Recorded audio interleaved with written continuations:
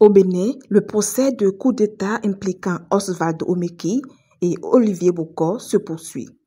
Lors de l'audience du mardi 28 janvier 2025, 3 prévenus, à savoir un chauffeur, un gérant de société dont l'identité aurait été utilisée à son insu et un comptable ont livré leur version des faits.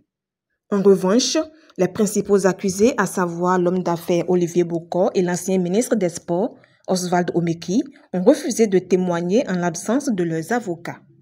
En effet, depuis l'ouverture du procès, les accusés se retrouvent sans défense après la déconstitution collective de leurs avocats le premier jour du procès, ces derniers contestant la composition de la Cour. Depuis lors, aucun nouveau conseil n'a été constitué. Mardi 28 janvier 2025, à la reprise des audiences, les accusés ont jugé insuffisant le délai de 5 jours qui leur avait été accordé pour désigner de nouveaux avocats.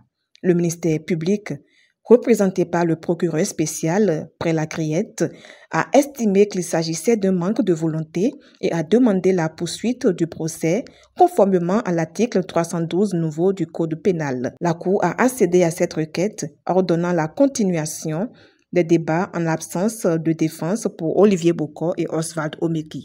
Malgré cette situation, les autres prévenus ainsi que plusieurs témoins ont pu déposer à la barre.